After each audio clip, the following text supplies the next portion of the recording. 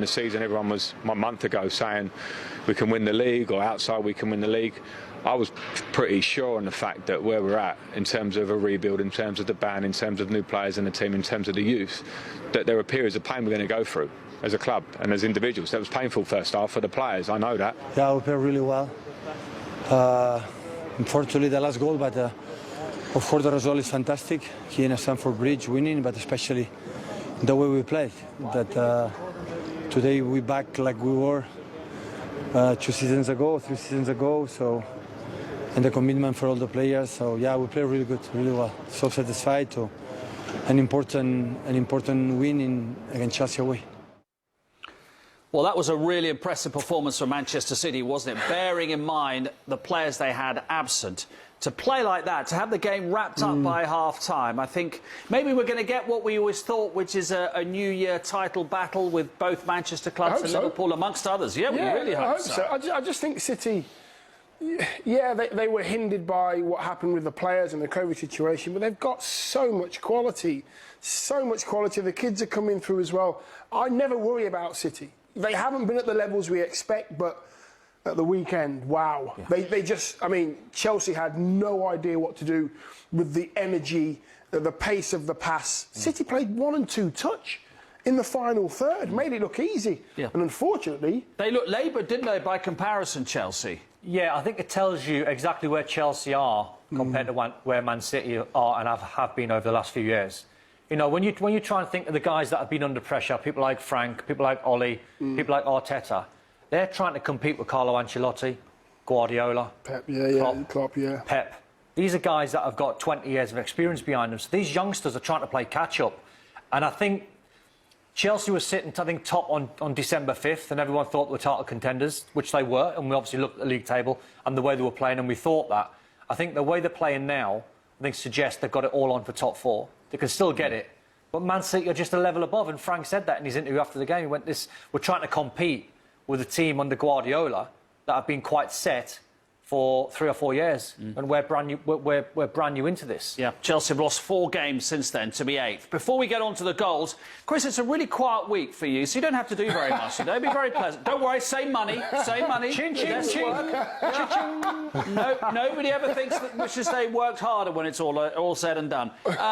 Little bit of a shout, Timo Werner, for a penalty, but you know, not a lot in it, was there? No, I mean, I watched it in real time yesterday, the game, and I think it's a challenge. He gets enough of the ball. I think Don Euler made a few of them challenges in your time.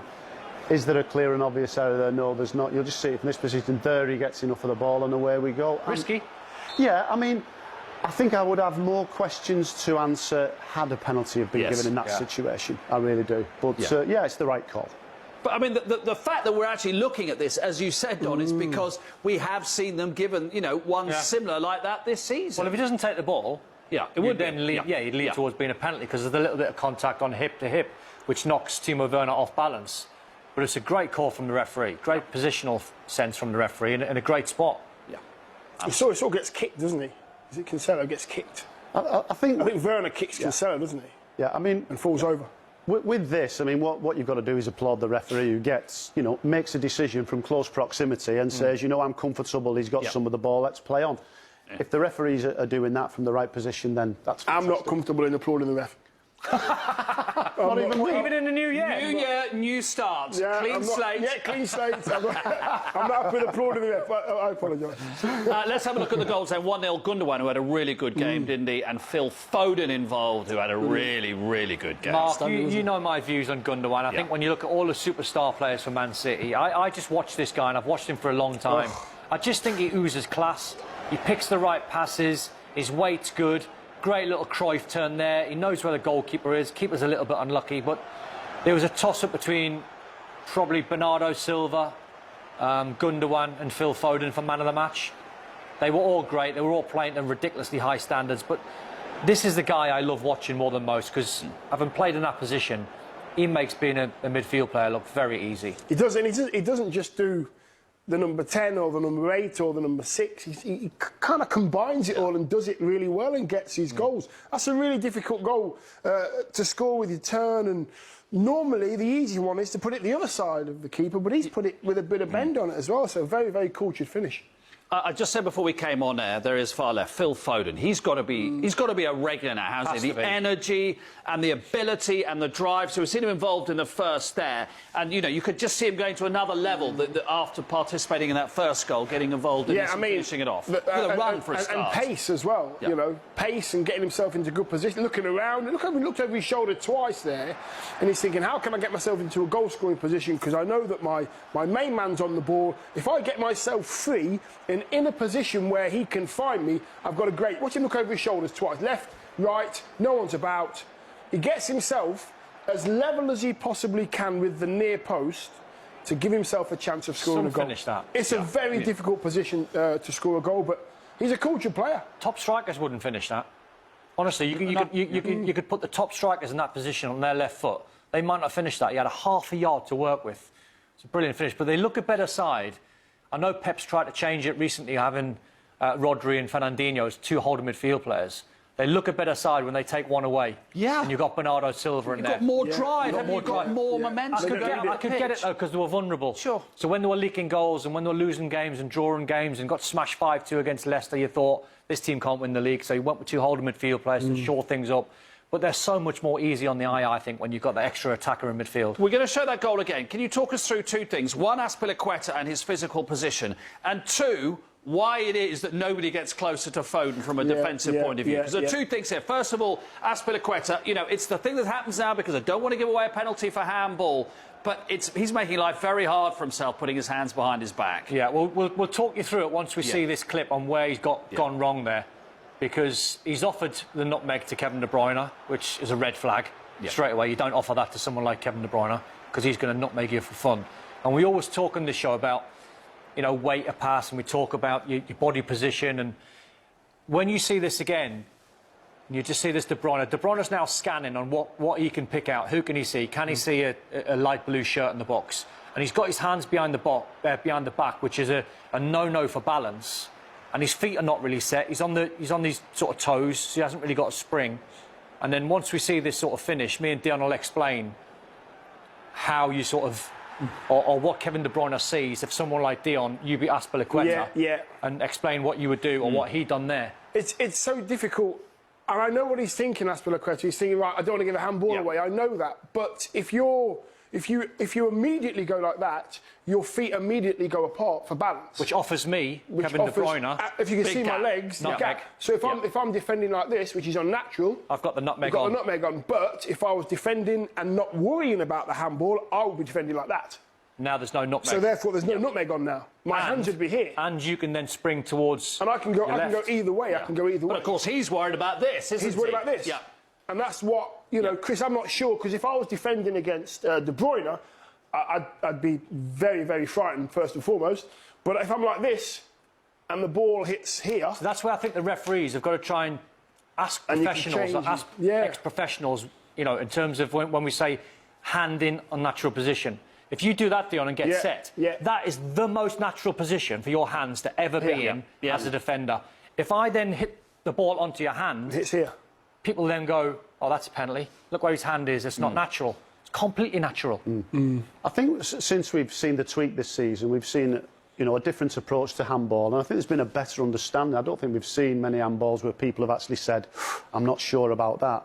But you make a really good point, and everything will be judged on his merits. But if you've got yourself in that natural position, as we call it, where your arms would expect it to be in that situation, then you probably wouldn't get penalised. Just a quick one on the fact that Foden, to me, watching it at home, I'm shouting, somebody get close to him. They don't. Is the game moving so quickly? What is it that... why is it that Foden gets himself into, relatively speaking, so much space in the penalty area? I want to have a go at the defending, but I've got to give Foden the plaudits of checking left shoulder, checking right shoulder, making sure he gets into the area where there's no dark blue shirts at all. And the way he finishes it, he doesn't actually strike the ball. He allows it to hit his foot. If you watch him, gets a bit of luck, gets in there, deflection goes out to the ball, and he looks over his shoulder. Now, no one's going to him. That's my point. No, because they don't think there's a danger there.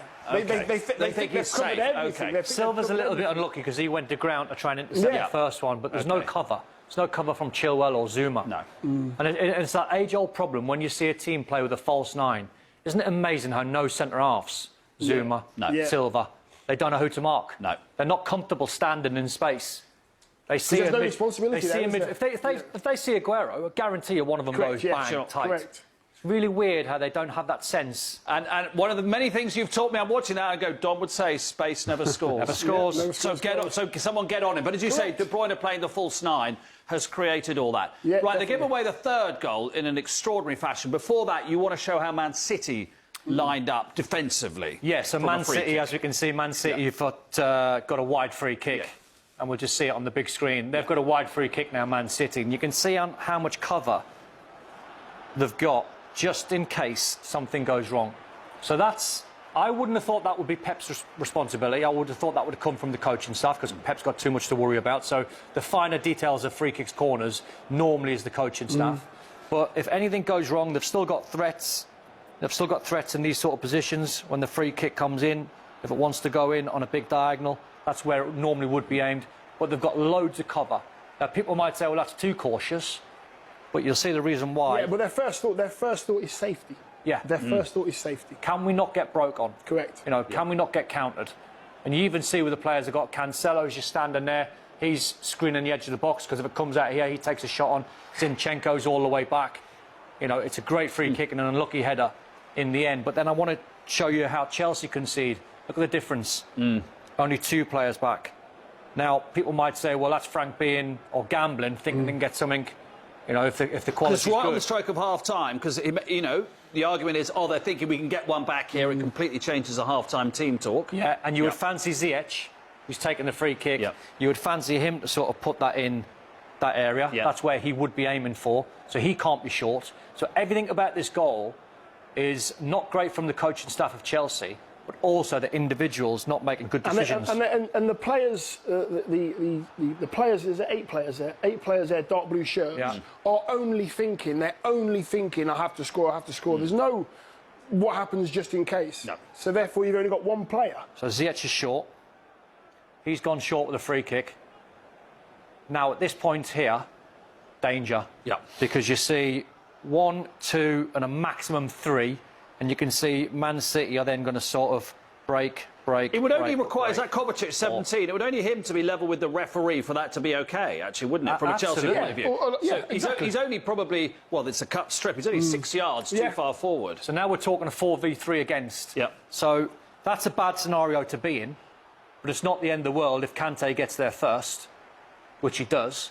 Now, you've always been taught forever and a day, if you're in this position, Kante, you cannot drop that ball short. If anything, if your technique's poor, you go long. And you miss it long, and you try and get Timo Werner in. If you go extra long because you're not confident, because you're off balance, go long, goal kick, reset. The second he is short there, Dion, you can see how much trouble now Chelsea are going to be in. There's only 2 areas. There's the area here, and there's an area over the far side of the pitch as well. You have to go long. Don, take that back for me. Would you just take it back before he kicks it? Yeah. Before Kante kicks it. Who's this here, Don? That's Ziyech. That's Ziyech. Okay, so Ziyech in this situation now should be going that way for me. He should be going that way. Right there. Just in case. Go back there. If you watch what he does, he goes forward, and therefore... That's an attacking player for you. There's no thought of just in case, therefore they're in... And even before De Bruyne has headed it, Sterling's on his way, because Sterling's in his own half, so he cannot be offside, just to reiterate that. So Sterling's already, even before it's reached De Bruyne's head, Sterling's thinking, I'm in here. Look at Ziyech. What have I done? He's gone that way, being an attacking player. Exactly. He's got to address his balance, and he's not the quickest to try and get back in. Right. While the quickest man in the world, Raheem Sterling's on the... Now the charge is on. Well, now look at this. Yeah.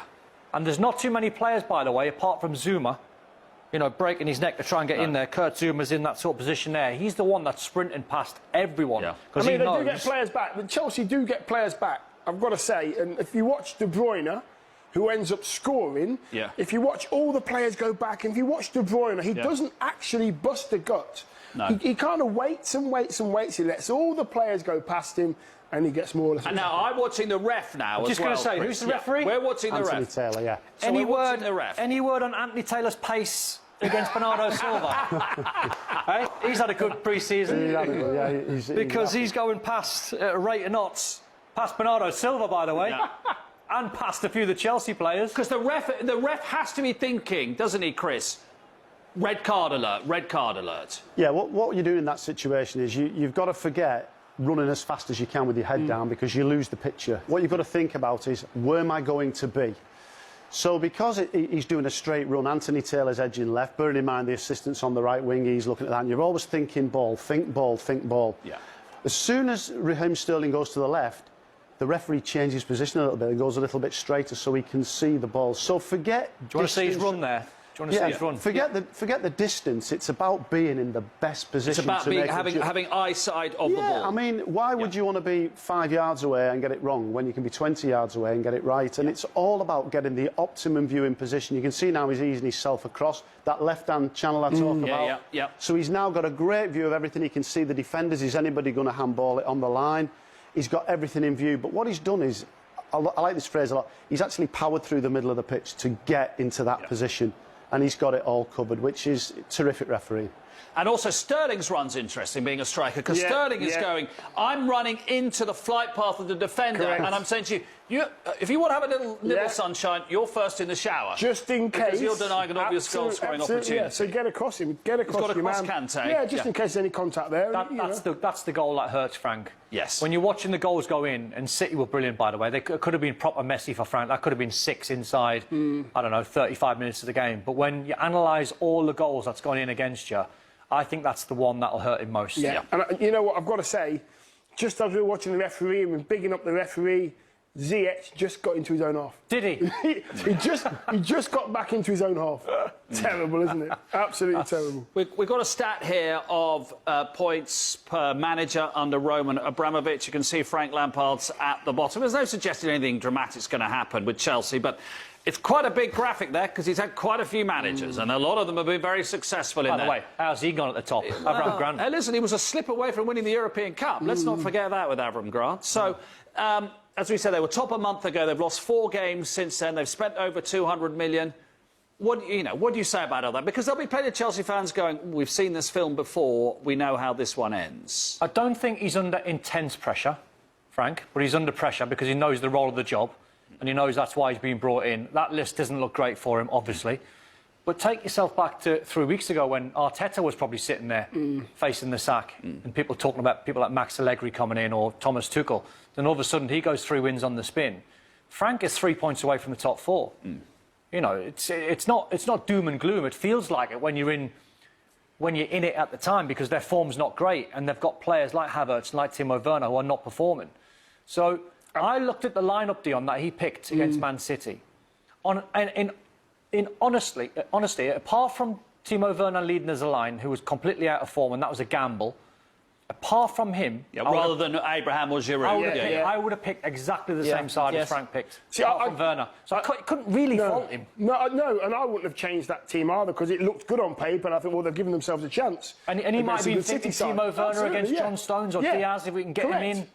It's hindsight, isn't it? It's all hindsight, and I just think he's got good players, Frank. He will get it right. Chelsea will start winning games. I just think it's the way they lost. Yeah. That's why we're magnifying it. It's the way they lost. So that lack of energy and drive. The energy wasn't great. The drive wasn't great. There wasn't players in dark blue shirts really killing themselves for Frank. That's what hurts, I think, all the blue side of it. There's always a period where you think, when you look at the fixtures and you go, Arsenal, I know they weren't in great form, but it's still Arsenal. And Man City, difficult fixtures. The next period, I think, coming up for Frank, you know, Morecambe in the FA Cup, then Fulham. Those are the 2 games where, you know, you need a good cup run for sure. Goals, and then you need, if you get goals against them, and then you give Fulham a hiding, you go back into the top 4. You're back into the Champions League. And then you're still within touch and distance of everyone above you. So absolutely. He's under pressure, because he knows it, Frank. He's an intelligent man. It was slightly summed up for Timo Werner how it's going, wasn't it, with the late corner? Chris, from the referee's point of view, all right, look, we had a bit of a New Year giggle. He's given it, booted the corner flag by mistake. I think we've got a little bit of empathy here from the referee. It's something similar to when you take a throw in and it slips out your hands and you say to the player, take it again. I think, don't know whether he thought he was injured, because he made a heck of a squeal, so he's made him take the corner kick again. I think there's some sympathy for the player. What should happen? Could have played on, really. But Could have played on. Yeah, yeah. No You chance. easily took a medial there, can't you? Quite easily. You're thinking medial when you hit that corner flag, Yeah. which just jars you. What happens is you go to strike the ball and you just catch your toe, and that's what he did. He catches his toe, and then his knee opens up. That's why he was on there, because he opened his knee. I did have one once in a game where somebody kicked the corner flag before they kicked the ball, which was, you're thinking, how you manage that? We will take a break, and in part 2 we'll be focusing